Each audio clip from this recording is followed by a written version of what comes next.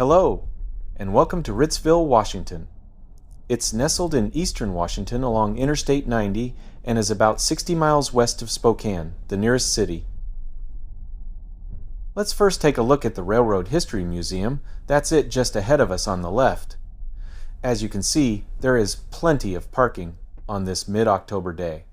At least the weather is good, albeit a little bit chilly. The Railroad Depot Museum is a local railroad history museum housed in the town's historic 1910 Northern Pacific Railway depot. The depot itself is part of the Ritzville Historic District and reflects the town's rich role as a major wheat shipping hub on the Palouse in the early 20th century. At the museum, you can explore turn-of-the-century railroad memorabilia, including a fully functional telegraph, Western Union equipment, an antique telephone switchboard, and other artifacts used by railroad workers. There's also a restored Northern Pacific caboose on display, along with farm equipment and an 1890s horse-drawn carriage.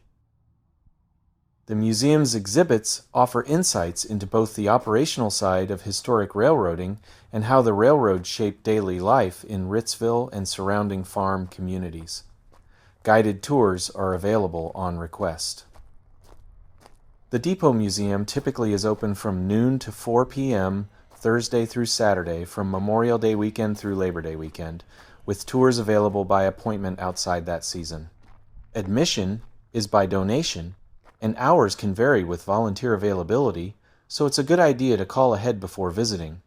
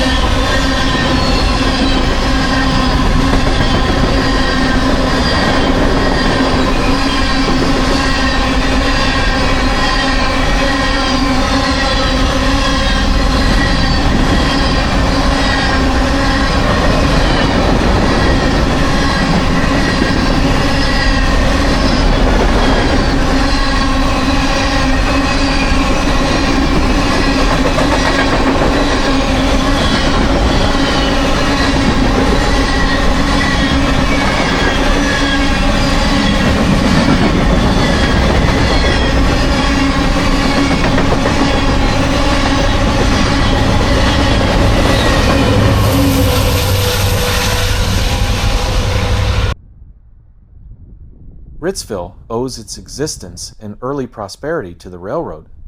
Founded in the 1880s, Ritzville emerged as a key stop along the Northern Pacific Railway, which reached the area in 1881.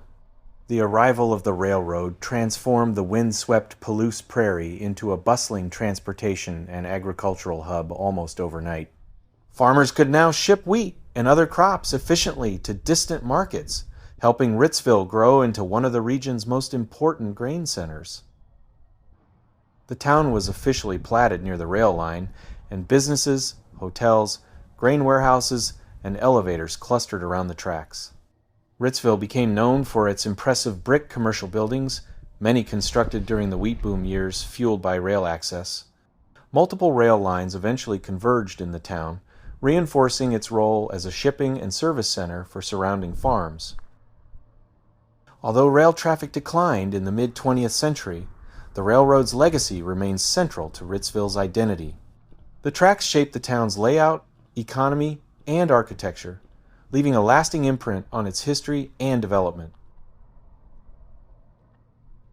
Ritzville has a surprising number of quirks and stories for a small Palouse town. Let's briefly explore them. Apparently it was named after a cattleman, not a railroad man as commonly reported online. Even I may have gotten it wrong in other videos. Ritzville was named for Philip Ritz, a cattle rancher who settled in the area before the railroad arrived. When the Northern Pacific came through in 1881, the town kept his name even though he eventually moved away. Did you know it was once called the wheat capital of the world? Me neither. But during the late 1800s and early 1900s, Adams County produced enormous amounts of wheat, and Ritzville became its shipping and financial center.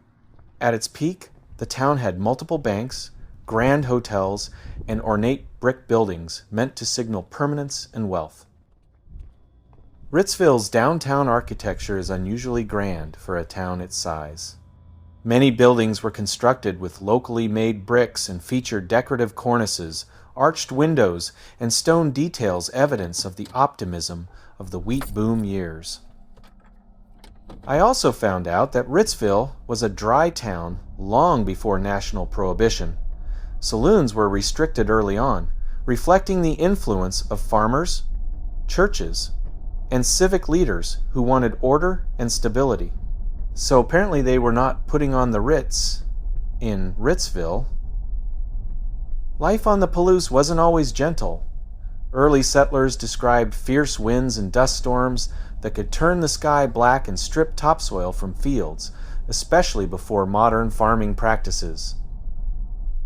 You're probably wondering, does Ritzville have any Hollywood connections? Well, sort of. Ritzville has occasionally served as a stand-in for any small town USA in film and photography thanks to its preserved historic district and wide streets. Though quieter today, locals still talk about how the town once buzzed day and night with trains, telegraph clicks, hotel crowds, and wheat wagons lining the streets during harvest season. Things do get busy with an annual rodeo each late August, early September at the Ritzville Rodeo Grounds, usually in conjunction with the Wheatland Communities Fair over Labor Day weekend. It's a long-running tradition and a highlight of the local calendar. Well, that's my tour of Ritzville for you. I'll definitely be back here soon once that railway museum is open again. There is also the Dr. Frank Burroughs Home Museum that I want to visit and report on. I'll drop you off outside of town. We'll take the old Highway 90 eastbound to get out of here. Please give the video a thumbs up. It really helps the channel get more attention. If you have any comments, leave them below. And if you enjoy content like this, consider subscribing to the channel. Until the next video, bye for now. Cheers.